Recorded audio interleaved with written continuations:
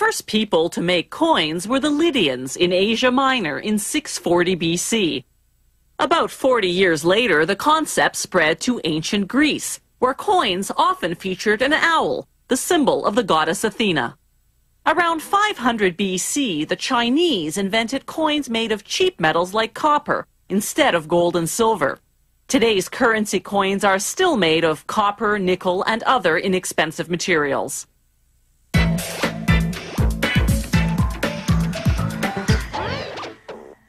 The mint manufactures collector coins using sterling silver as well as sterling scraps left over from making other coins.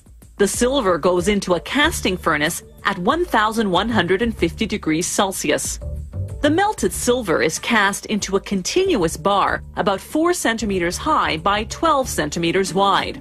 A machine cuts the continuous bar into individual bars about 80 centimeters long. Each bar goes into what's called the roughing mill. The mill's 2 rollers squash the bar flat, using up to 8.6 metric tons of force.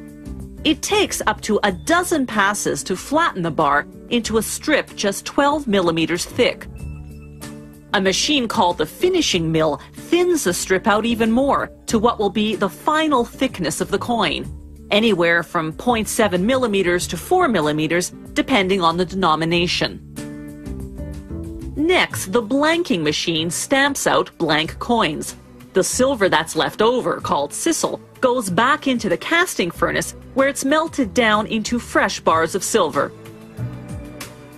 The next stop for the blanks is the rimming machine, whose spinning wheel presses a raised edge or rim on each one. The blanks then go into a tub filled with water, cleaning solutions, and steel beads. The beads act as an abrasive agent, smoothing and polishing the blanks. After a 20-minute cycle, they empty the tub's contents into a sifter to separate the blanks from the beads. Workers then towel dry the blanks by hand. This ensures there'll be no water stains on the coins.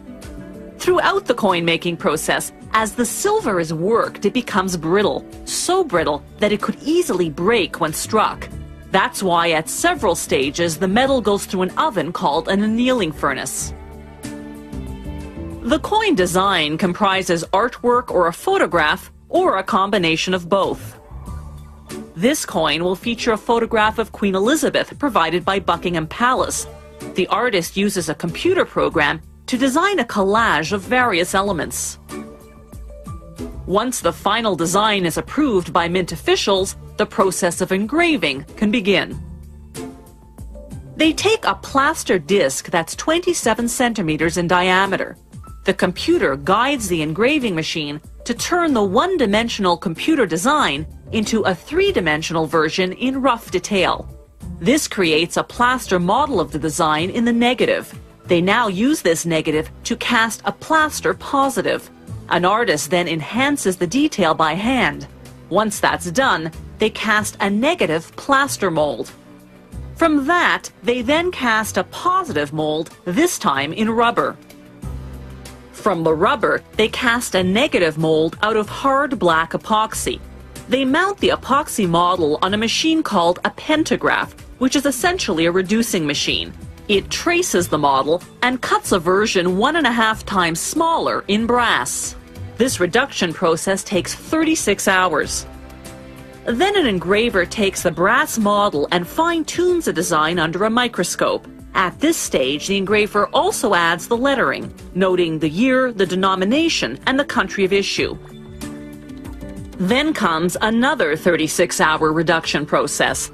They reduce this brass model 1.5 times to create what's called a matrix, a negative model made of high-grade steel that's the final size of the coin. Then they strike the matrix onto a block of steel, which creates a positive called a punch. Then they strike the punch onto another steel block to create a negative called a die. The coins are made one at a time in the coin press. There are 2 dies per coin, one for each side, positioned above and below the blank. They strike simultaneously, not once but twice, to create a high-quality impression. Not at all like circulation coins, which are struck just once on high-speed machines that make several hundred coins per minute.